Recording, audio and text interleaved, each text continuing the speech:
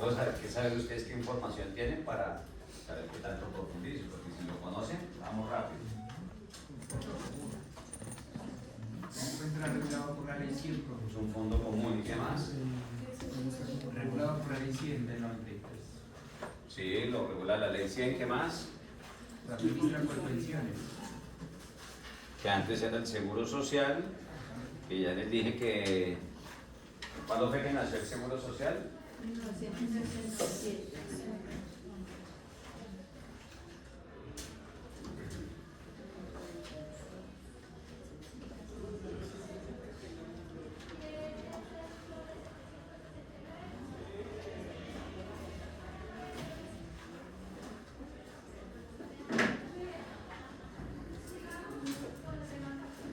Público y privado, ¿cierto? En el público estaba el Instituto Colombiano de los Seguros Sociales, que nació en 1946 y empezó a funcionar ¿con qué tema? Salud. 1957, riesgos laborales. 1967, pensiones. Listo.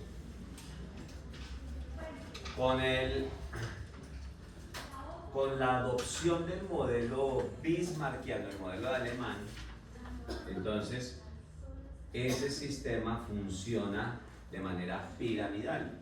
O sea, una pirámide es como las pirámides de DMG, donde en la base tenemos muchos afiliados que están poniendo el dinero, ¿cierto?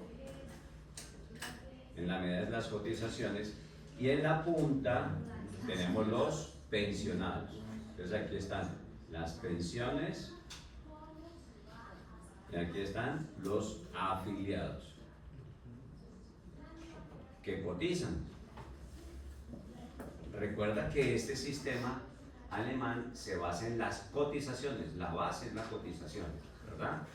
Entonces el modelo funciona que en la medida que haya muchos afiliados logran pagar estas pensiones. De eso se trata ese modelo. ¿Listo? Y se llama régimen solidario. Acuérdense la palabra clave que viene desde dónde. Es que empezamos a hablar de eso. Desde Francia. Por la Revolución Francesa. Por la Revolución Francesa. La fraternidad. Entonces, la solidaridad de este régimen está en que muchos aportan para sostener a pocos pensionados. Esa es la solidaridad. Dice de prima media. ¿Qué es prima? ¿Recuerdan el sistema de seguro privado? ¿Qué es la prima? El aporte, la cotización. La cotización, el aporte, el pago mensual. Esa es la prima. Y dice prima media. ¿Cómo así que prima media?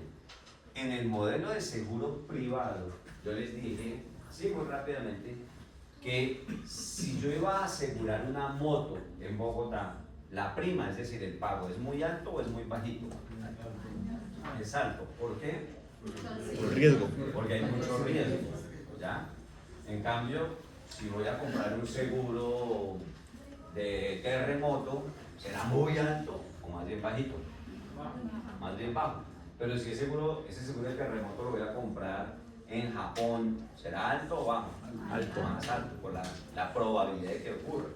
Entonces aquí se busca una prima media, un punto intermedio. No puede ser ni muy alto ese valor, tampoco muy bajito.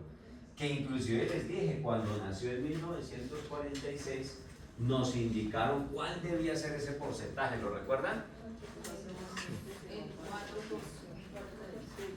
Pero lo que debía ser, 12.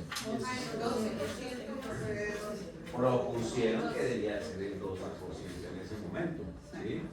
Aquí debía ser el 12%, pero no lo hicieron, propusieron el 8%, tampoco lo hicieron y arrancaron 4%. con el 4%.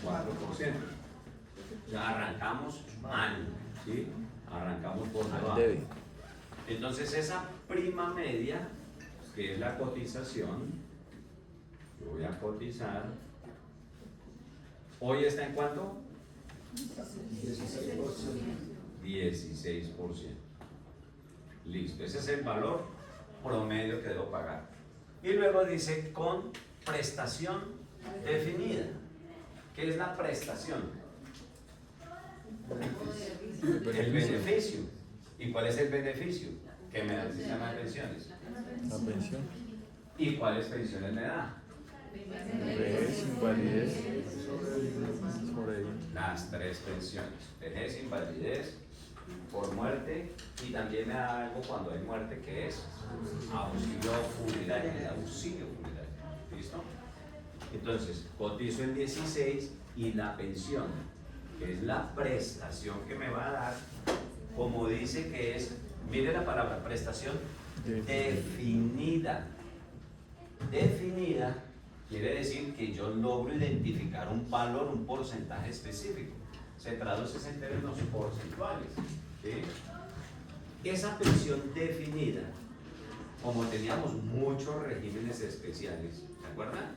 Que me da un listado largo de regímenes especiales. ¿Por qué es que nacen los regímenes especiales? ¿Por qué se dan los regímenes especiales? Dime uno especial. Militar, pero ese es más especial que los Exceptuado.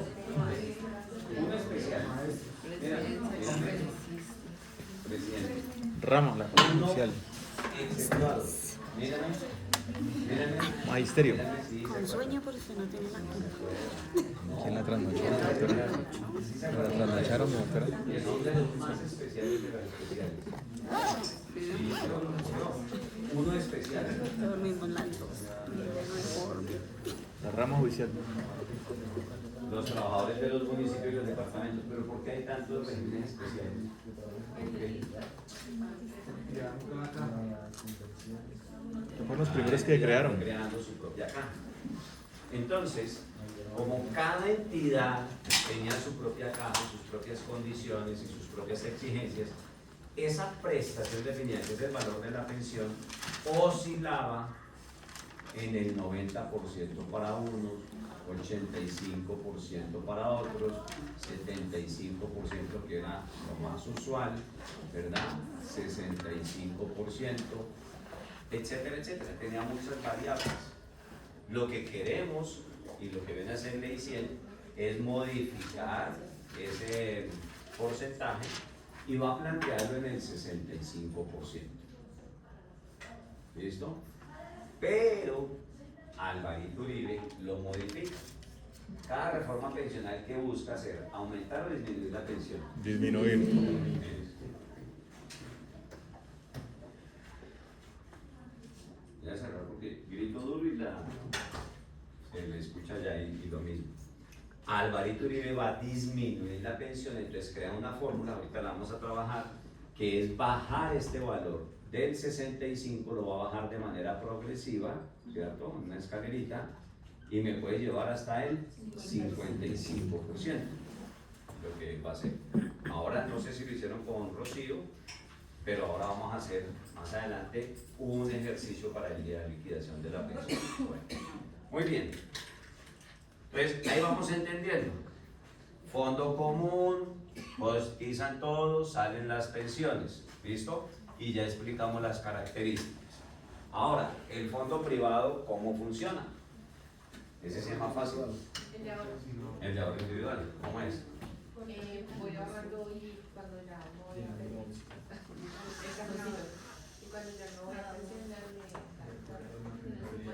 Usted tiene ahí su dinero y va generando unos ingresos, unas rentabilidades, unos beneficios, y de esas cotizaciones que van a cuentas individuales, ¿cierto?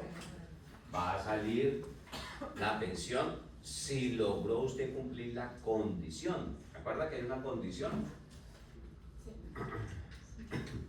Entonces, en el ahorro individual son cuentas compartimentadas, cada uno va con lo suyo. Es decir, en principio, el mismo régimen así se llama ahorro individual. ¿Ya? Usted hace lo suyo, usted hace lo propio, sálvese quien pueda, ¿verdad? Cada uno empieza a hacer sus aportes. De esos aportes, hay un aporte que es obligatorio, es decir, la cotización obligatoria, ese mismo 16%. Ese 16% es obligatorio. Pero usted puede hacer aportes voluntarios acá. Claro, entonces aquí hay una parte que son aportes voluntarios para aumentar rápido su capital. Y lo mismo, pues al final, si usted logra la meta, dice, sí, chuleado, logró la meta, entonces sale su pensión. Pero el valor de la pensión, pues ya depende de su capital, su expectativa de vida, si tiene familia, si tiene esposa, la edad de sus hijos, otras variables, la modalidad que utilice. Eso ya lo vieron con Rocío. Pero entonces, ¿por qué este dice régimen de ahorro individual? Listo, muy bien. Pero dice con solidaridad. ¿Dónde está la solidaridad de ese sistema? Cuando no alcanza Sí.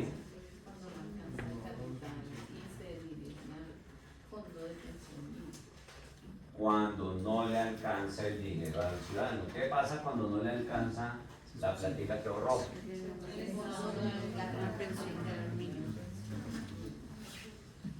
Él va a esa garantía de pensión mínima. Ese fondo de garantía de pensión mínima, ¿quién lo alimenta? Pues que hacen los aportes voluntarios. Ni siquiera los que ganan más de 40. Todo el mundo, así cotice sobre un mínimo, pone plata para el fondo de solidaridad. ¿Ya? Mientras que aquí hay un fondo de solidaridad, ¿cierto? Donde va a ser el 1% para los que ganan más de 4 salarios mínimos legales mensuales vigentes. Resulta que aquí todo el que cotice, si sea de un salario mínimo, está poniendo dinero allá. Porque del 16% que él aporta, solamente el 13% se va para su cuenta, el 1% se va para este fondo de solidaridad, para este. ¿Y el otro para el seguro? El 1%, gastos de administración. Y el 1%, digamos, invalidez y sobrevivientes. Bueno, eso tiene unos punticos adicionales, pero en términos generales. Entonces tengo, inclusive, si no estoy mal, aquí es 1.5, que se va para allá. 1.5%.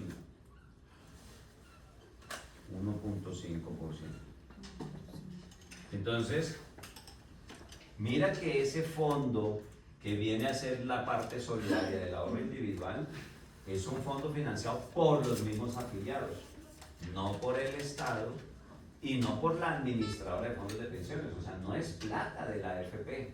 Ay, es que la AFP viene a ayudarme. No, es la misma gente que usted no conoce, que de su salario le quitaron el 1.5, de su cotización, perdón, le quitaron el 1.5 para alimentar ese fondo.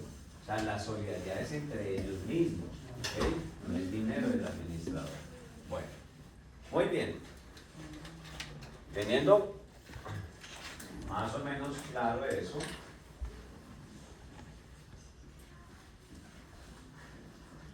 entonces vamos a mirar, vamos a hacer un quiz. Estoy esperando es que lleguen los compañeros. Vamos a hacer una evaluación muy sencilla de lo que hemos visto. Entonces, vamos a precisar 3 cositas muy rápidas de los principios de la seguridad social. ¿Qué pasó?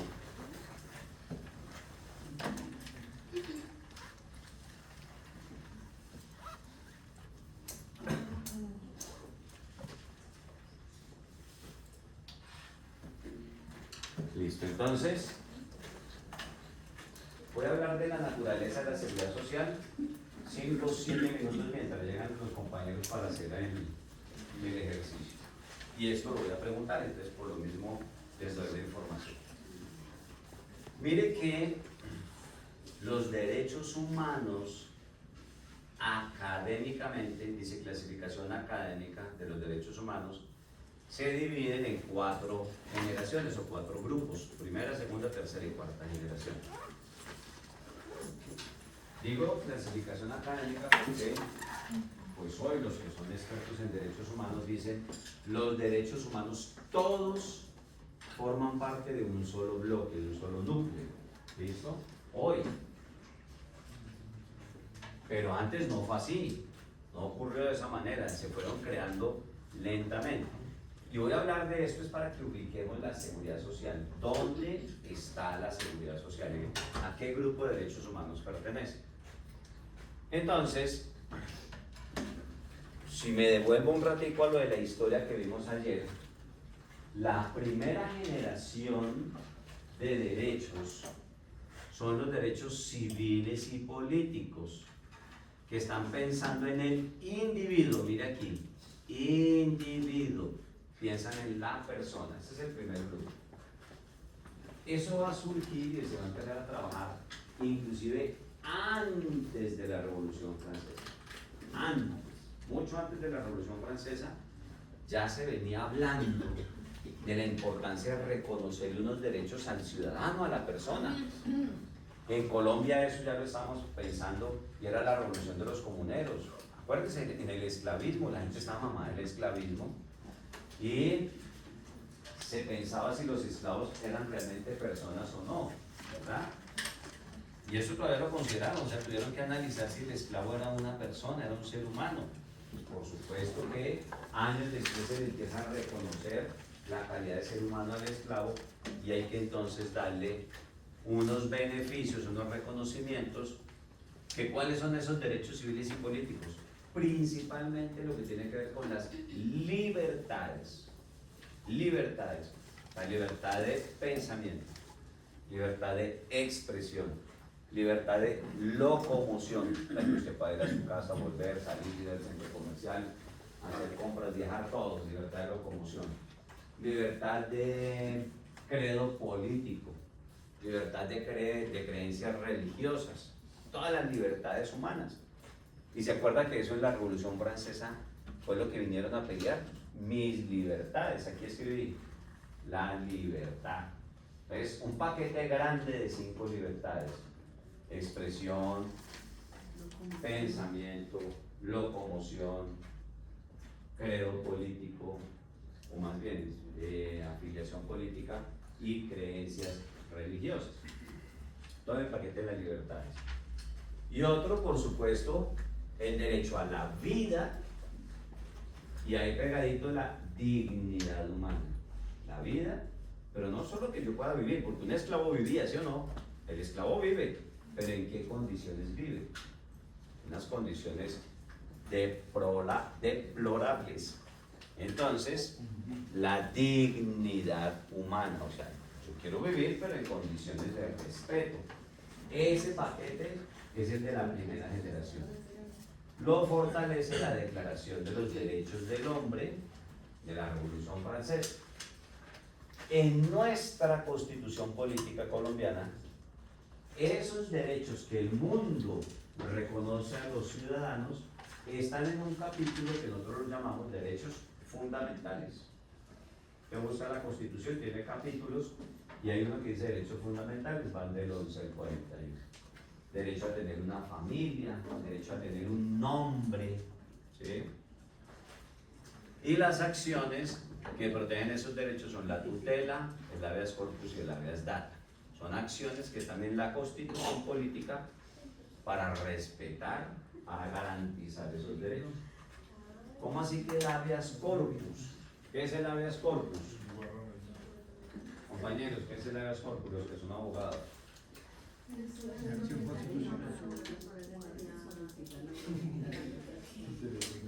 Cuando hay una detención ilegal, a ti te detienen por más de, no sé, 24, 36. horas.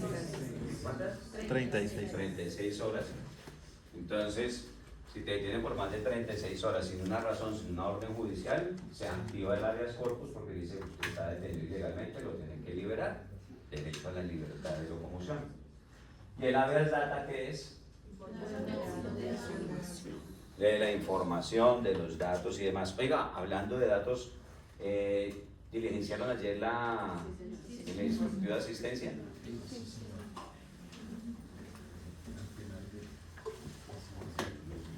Y al final dice que esos datos son reservados, que no son utilizados para nada particular. Muy bien, entonces ahí tenemos las acciones y los derechos fundamentales. La sociedad evoluciona y vamos ya a reclamar no solamente derechos para el individuo, sino derechos para la sociedad, para un grupo de individuos. Dice, oiga, no, pues están muy chéveres esas libertades, pero resulta que cuando vivimos en comunidad hay otras necesidades. ¿Recuerda que hemos hablado de necesidades y riesgos? Es necesidades como, por ejemplo, venga, yo necesito alimentarme, necesito un techo, una vivienda, necesito agua potable. Ahora necesitamos también alcantarillado para sacar los desechos, porque en esas ciudades europeas antiguas los desechos circulaban era por las calles y ni siquiera por tuberías, sino que se veían, o sea, eran canaletas abiertas. Entonces usted abría la puerta de su casa y iba a salir y sabía que había almorzado el vecino. ¿Ya? Oye, vecino, me invite al asado. ¿Por qué? Porque así era, porque no había alcantarillado. Eso precisamente generaba enfermedades. Y los médicos en su momento estudiaban, venga, ¿por qué hay enfermedades? Entonces empezaron a analizar el origen de las enfermedades y parte era el ambiente en el que vivíamos. O sea, un ambiente insalubre nos generaba enfermedades. Entonces dicen que en la antigüedad quienes promovieron que las aguas sucias fueran canalizadas y fueran escondidas a través de tubos fue la medicina. O sea, los médicos dijeron, mire, es que uno no puede estar viendo ahí todo lo que hacen los demás, ni podemos estar haciendo necesidades en un hueco en el patio, no, eso tiene que canalizarse, eso tiene que salir de la ciudad. Entonces la medicina es la que empieza a promover eso y los ingenieros van desarrollando las técnicas. Entonces, como estamos pensando en derechos sociales, salud, recreación, vivienda, alimentación, etc., a eso se les va a llamar derechos prestacionales. Ese segundo gran paquete se llaman derechos prestacionales, es decir, nos dan una asistencia, nos dan una contraprestación, nos dan un servicio, un beneficio. Si usted necesita vivienda, pues a ver cómo le ayudo a construir vivienda. Necesita educación, entonces a ver si construimos escuelitas, pongo profesores, allá en las escuelitas primarias, y le dan la pensión de ¿qué? A los profesores, la pensión gracia para los maestros de primaria. Que la gente dice es que necesita salud, entonces que hay que atenderlos a través de sistemas de salud. Todas esas son prestaciones. Oiga, que se enfermó, que quedó inválido, que se envejece, que va a morir, les viene el tema de las pensiones. A esos derechos, generalmente en el mundo se les conoce como derechos económicos, sociales y culturales. Así se les conoce. Derechos económicos, sociales y culturales. Ya estamos hablando de un mundo un poco más moderno. Estamos hablando de Primera Guerra Mundial, 1900, 1917. ¿Cuál fue la primera constitución en el mundo que habló del derecho laboral? La de México. ¿En qué ciudad? Querétaro.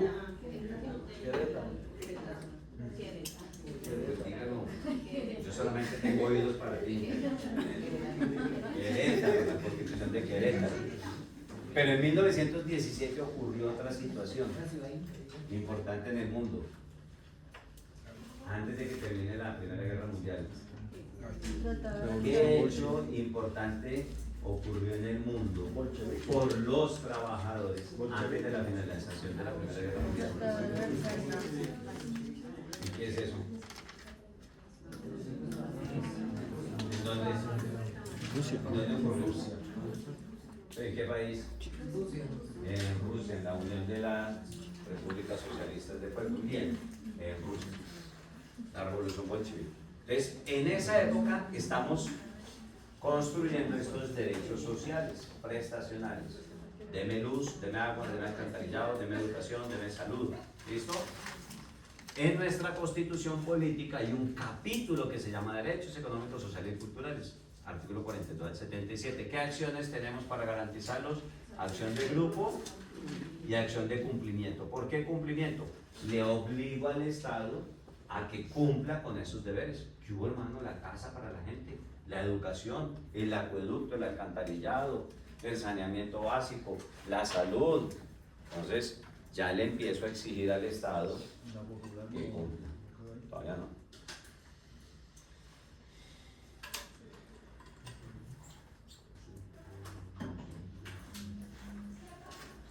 Y como la sociedad sigue evolucionando y nosotros somos más exigentes, cada vez queremos más, necesitamos más, ya no me bastan los derechos individuales de la persona, no me bastan los derechos de la sociedad, sino que debo tener un entorno de vida donde yo viva, debe ser adecuado.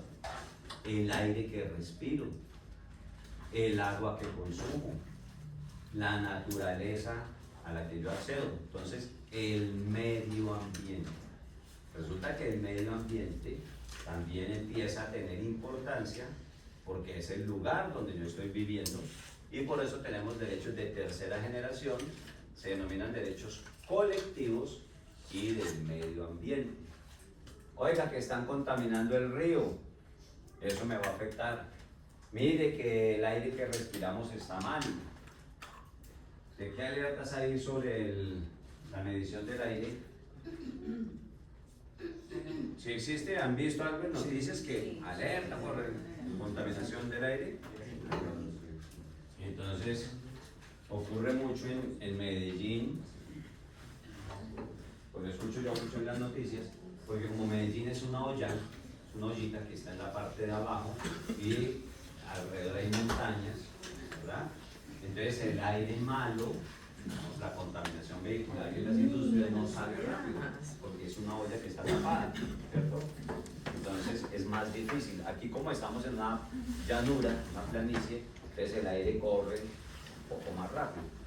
Pero cuando hay afectación del aire, se prenden unas alarmas y uno empieza a decir, bueno, ¿qué es lo que está pasando? Tiene que moverse, señor alcalde, gobernador, para bajar los niveles de aire.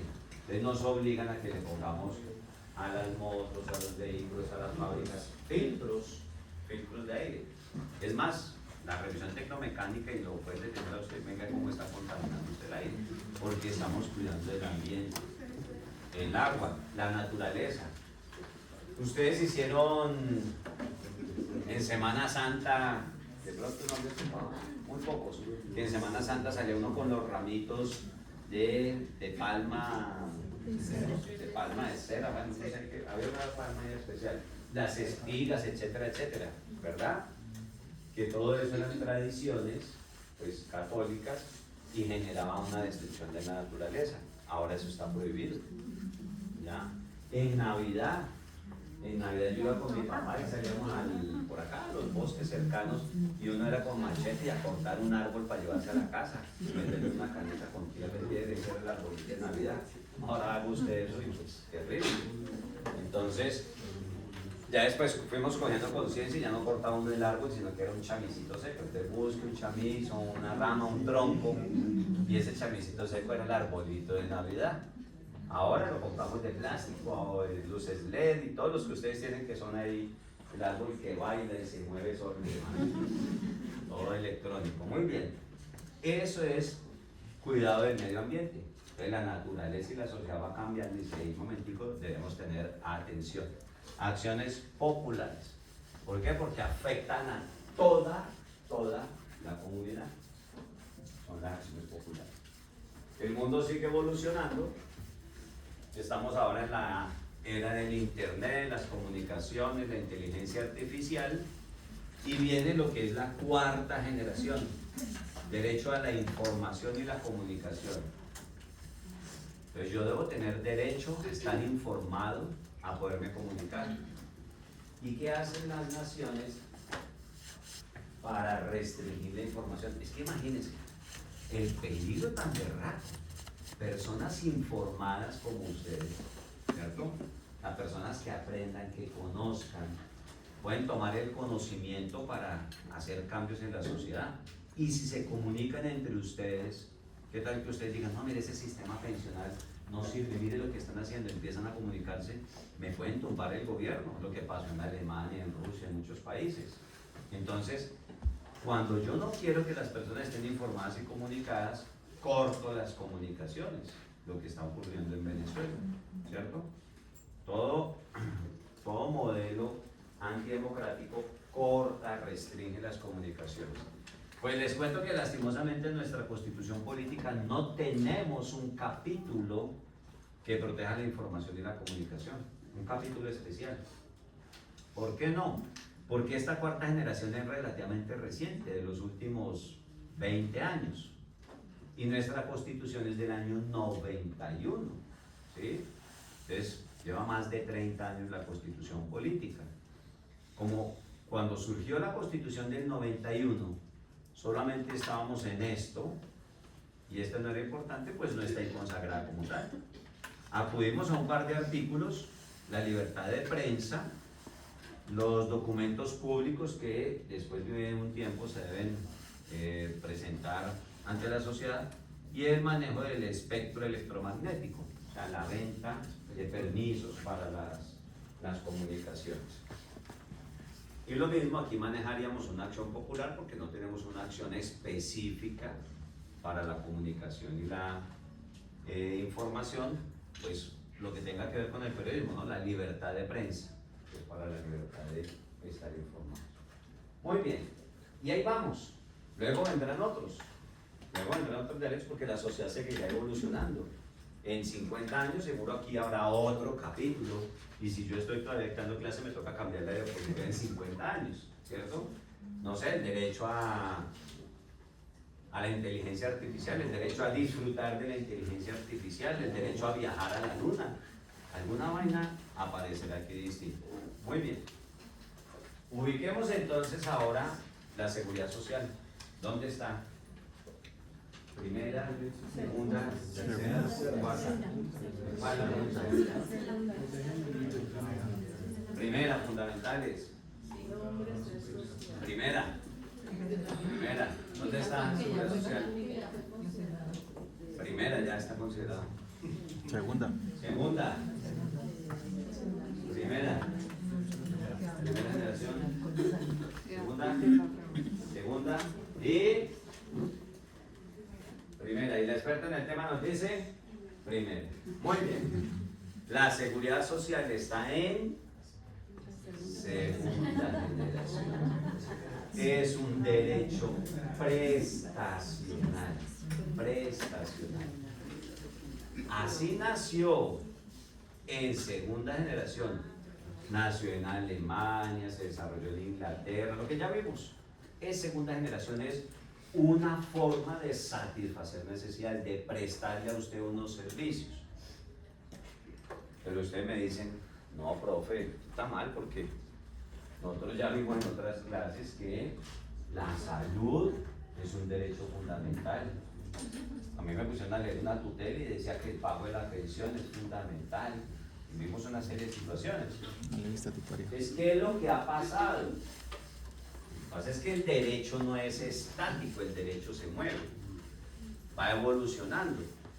Y si yo observo aquí muy rápidamente, miren que al revisar estas sentencias de tutela, observen los años 92, 2003, 2002, esto es puro gobierno de Álvaro Uribe, y la misma ley 100 del 93, la misma Corte Constitucional de su momento me decía que el derecho a la seguridad social no era fundamental de aplicación inmediata, que es un derecho prestacional, o sea, segunda generación, que es un servicio público esencial, que solo es fundamental cuando toque la vida y la integridad, que eso sí son fundamentales. O sea, las mismas sentencias de tutela de esas épocas, mire, 2002, 2003, 2004, año 92, recién creada la Constitución Política, me está diciendo que la seguridad social no era fundamental. ¿Cuándo es que en Colombia, en el mundo ya hacía rato habían hecho el cambio, pero cuando en Colombia cambiamos esa mentalidad y empieza la seguridad social a subir al primer nivel? En el año 2008, con la T760 en 2008. Esta es la clave. Este es el momento hito. En la jurisprudencia se le llama sentencia hito, una sentencia que hace un cambio total. Pero tomen la foto al final, vamos evolucionando. O sea, cuatro fotos de cada renglón. ¿Qué pasó en el 2008? Segundo gobierno de Álvaro Uribe. Corrupción absoluta en el sistema de salud. Se roban el dinero de la salud a borbotones, muchas EPS y nadie quien las controle. Porque los órganos de control les habían dicho, no haga nada, quédese quieto, tranquilo, relajado. Usted callado. ¿Por qué usted callado? Porque son mis amigos los que tienen EPS, los que están en el negocio. No me le joda la vida, porque ellos son los que me están aprobando los proyectos de ley. Pero eso reventó a las EPS, reventó a las clínicas y a los usuarios. El paseo de la muerte, nadie te atendía, le cerraban la puerta en la cara porque usted no estaba afiliado, estaba en mora. Usted se podía estar muriendo y no, lo siento, está en mora, vaya que su empleador pague, no lo atiendo. Usted no está afiliado aquí, vaya a buscar otro lugar. Usted no pertenece al sistema subsidiado. O sea, la gente se moría aunque hubieran pagado por él, porque estaba en mora. O sea, bueno, una situación de crisis absoluta. Uno no sabía a quién quejarse. Es más, no conocíamos conocimiento, no conocíamos nuestros derechos. Yo no sé a qué tengo derecho. Como no sé a qué tengo derecho, pues simplemente el médico me negaba, o la EPS, no, usted no tiene derecho a ese servicio, no le hago la cirugía, no tiene derecho a tal medicamento. Y uno, pues si ellos dicen, yo confío en que ellos me están diciendo la verdad, porque no conocíamos nuestros derechos.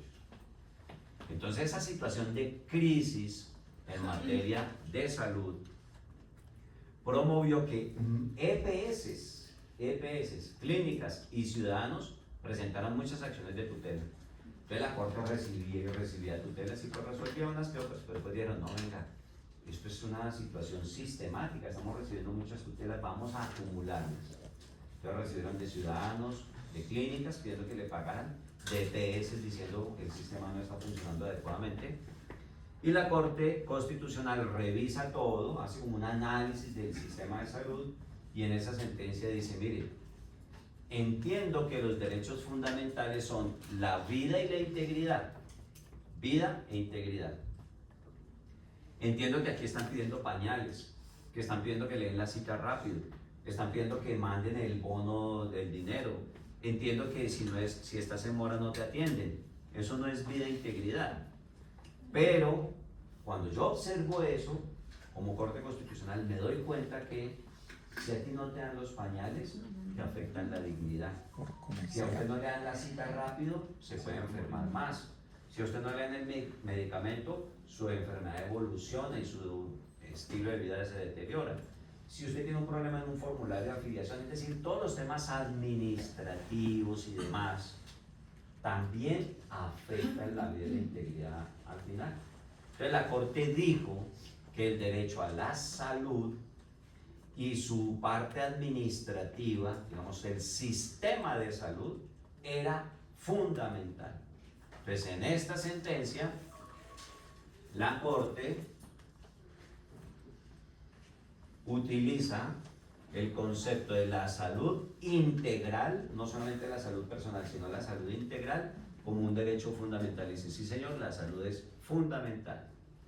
Entonces la Corte lo sube al primer nivel, pero no surgió, no era así inicialmente.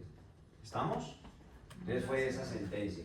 Y esa sentencia le dijo al gobierno de Álvaro Uribe, como el sistema de salud está tan bicho, usted tiene que cumplir una serie de condiciones. Primero, infórmele a los ciudadanos cuáles son sus derechos. Publique cuáles son los servicios a los que un ciudadano tiene derecho cuando paga el plan básico de salud. Entonces empezamos a darnos cuenta, ay, mire, yo sí tenía derecho a atención odontológica. Yo puedo ir al odontólogo 3 veces a que me hagan la profilaxis sin pagar nada. No lo utilizamos, pero ahí está el derecho. Tengo derecho a que me den medicamento. Ay, mire, esto que me lo negaron tantas veces, sí tenía derecho. la gente se empezó a informar. Segundo, cree canales de información, de comunicación y de queja. Toda EPS debe tener un canal donde yo me pueda ir a quejar, ¿ya? Y dígale a los ciudadanos cómo quejarse, si por escrito, si por teléfono, si por radio, si por cartas, por correo electrónico, ¿cómo? Explíquele a la gente. Tienen que mejorar la atención médica en las citas. Tienen que dejar de estar negando servicios porque está en mora. Tienen que tener las puertas abiertas y recibir a todos los ciudadanos. Si está en mora, pues atiéndale y después mira a ver a quién se le cobra, si al sistema, al empleador, al que sea. Pero no me deje morir la gente en la puerta, ¿ya? Entonces, y empieza a generar sanciones. ¿Y usted, Estado, qué está haciendo con la plata? ¿Dónde están los controles? ¿Para dónde se va el dinero que reciben las EPS que siempre dicen que no tengo plata y no tengo plata? Pero le están pagando. Entonces, es la Corte la que obliga al gobierno de Álvaro Uribe que haga muchos ajustes. Pero ya le quedaba el último año, ya el hombre iba de salida, después de su segundo gobierno. Expidió unos decretos de emergencia, intentó hacer unos ajustes, pero eso le quedó mal hecho, esos decretos, y todo se cayó. Y pues ya ni modo, ya le tocó irse. Se fue del gobierno y viene Juan Manuel Santos. Acuérdense que Juan Manuel Santos le iba a cuidar los 4 huevitos a Álvaro Uribe y terminó explotándoselos. Entonces Juan Manuel Santos, en su primer gobierno, pues no hizo mayor cosa en materia de salud. Pero en el segundo gobierno, recuerden que Juan Manuel Santos fue reelegido, porque ya Uribe había cambiado la constitución, y se reelige con el objetivo pues, de sacar adelante el proceso de paz con la guerrilla. Y en ese segundo gobierno expide la Ley Estatutaria de la Salud del año 2015, que lo que hace es pues, repetir lo que la Corte ya había dicho en el 2008, que la salud es un derecho fundamental. Ahora sí, tómenle la foto. Que la salud es un derecho fundamental, autónomo. ¿Qué quiere decir fundamental autónomo? Que no necesita pegarse del derecho a la vida o el derecho a la integridad para que atiendan o le den una cita. No, esto es derecho a la salud. Deme la cita, deme los pañales, deme el tratamiento que requiero, así no me vaya a morir. No tiene que ser que me vaya a morir, tengo derecho a que me den eso. Y gracias a toda esa situación que hemos venido viviendo desde el 2008, es que ustedes hoy van al médico, exigen, presentamos tutelas, presentamos quejas, vamos a la superintendencia, vamos a la secretaría y ya somos más exigentes del sistema de salud. Y acudimos, que me debe tal cosa, pues llame al médico, para eso estamos pagando. Tenemos plan domiciliario, pues llame al médico domiciliario que venga y la revise. Porque antes, ¿qué hacíamos? Aguantarnos el dolor, llamar a la abuelita, hacernos las agüitas. Pues ahora acudimos con más frecuencia al médico y lo hacemos con cierta tranquilidad. Es más, voy porque es que vengo a reclamar un servicio, ¿no? No vengo a pedir un favor, vengo a reclamar un servicio. Entonces, eso ha sido una evolución jurisprudencial que ha venido cambiando nuestro país lentamente. Entonces, por esa razón, la salud es fundamental, pero no nació así. ¿Estamos? No nació de esa manera. Y en materia de pensiones, lo fundamental es el pago de la pensión. ¿Verdad? Es el pago. Porque del pago depende que yo pueda comprar mi alimento, pagar mis deudas, mis servicios públicos, vivir dignamente. Entonces, el pago de la pensión se vuelve fundamental. Bueno, listos, creo que no llegó nadie más. Estamos los que somos. Muy bien, entonces, reúnanse en grupitos de 5 o 6 personas. No me pueden salir más de 10 grupos, máximo 10 grupos.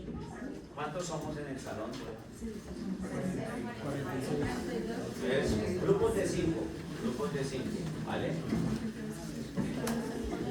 Guardan todos los apuntes.